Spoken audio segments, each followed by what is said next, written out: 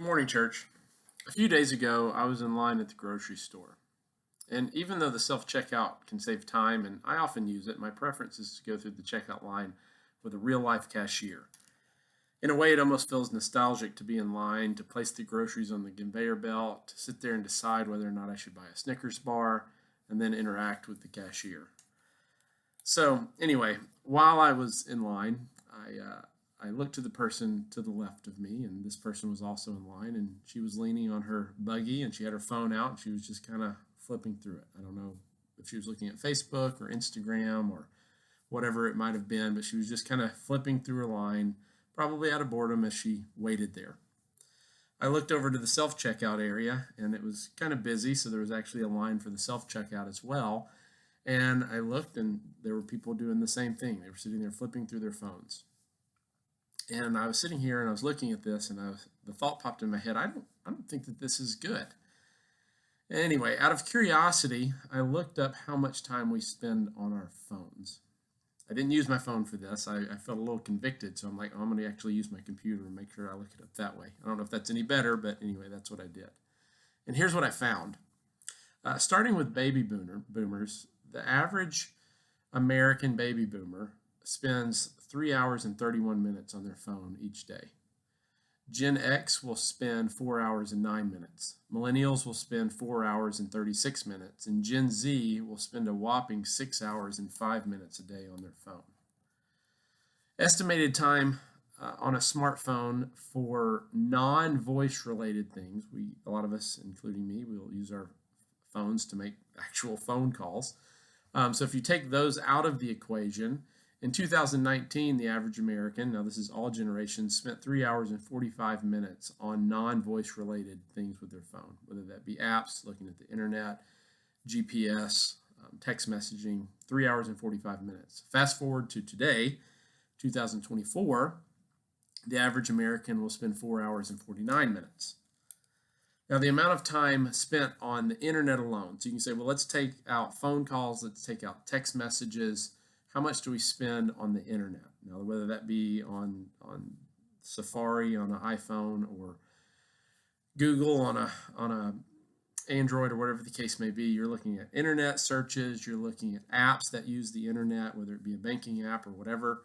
In 2011, I know that was a long time ago, but 2011, the average American would spend 32 minutes on their smartphone using an internet-based thing. In 2024, that number has increased to 3 hours and 50 minutes. And you might say, well, we do that instead of looking at a computer. Well, when you add in desktop, laptop, and tablet internet usage, the average American will spend 6 hours and 40 minutes on the internet. That's an awful lot. At least it seems like to me. Now, before I start my criticism, and before you get aggravated at me, I want to acknowledge that many of us have to be on our phones for work. There are other unavoidable reasons that we have to use phones, and there are even reasons that I'm glad that I have had a smartphone. In fact, I'm that guy who probably uses his GPS too much, but I'm thankful to have a GPS to navigate me from here to there. One more thing I want to say, I understand that some of the time that we spend on our phone might be what we call displaced time. That is, instead of wasting time watching television, we waste our time looking at something on our phones. But regardless, I think that the data that I shared above shows that we have a problem. And even if it predates the smartphone age, in which I think it does, the problem certainly seems to be growing. Whether good or bad, technology is infiltrating every area of our life. However, I think it's safe to say that many of us have a problem, and that our connections to our smartphones have reached an unhealthy level.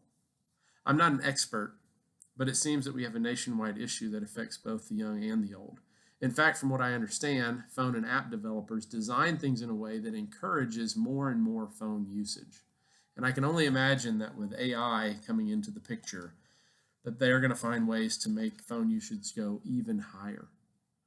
So what does this mean for Christians? As Christians, I think we should take every thought captive. So when I think about this, how should we as Christians approach this? Now, I think this is a discussion that needs to be much longer than the time I have here, but I do want to point out three things that I want you to be aware of. Number one, our time is short. In 1 Corinthians 7:29, Paul makes a case for prioritizing Christian service because our time is short. Whether Paul is referring to the return of Christ being soon, or whether he's referring to our lives just being short, we have brief lives. The point is that we are called to prioritize our service, our lives to the service of God. Now, you may be different from me, but my phone usage is not always efficient. I find myself wasting time on my phone, sometimes out of boredom and other times just out of a desired distraction. But if it's true that our time is short, and it is, then we have to be careful of our time, and that includes not mindlessly wasting time on our smartphones.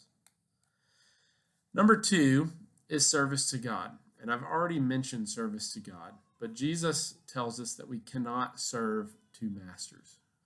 So when it comes to being beholden to our phones, which could be a phone addiction, or it could just be compulsive use, we run the real risk of serving another master other than God.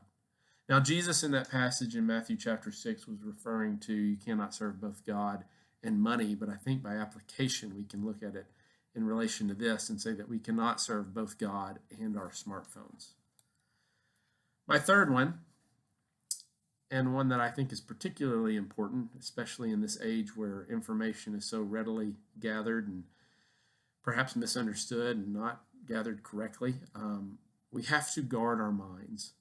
Proverbs chapter 4, verse 23 says that we should watch over our hearts with all diligence, for from it flows the springs of life. We have to be careful of what we bring into our minds. It's no secret to say that phone and app developers design things in a way that encourage phone usage.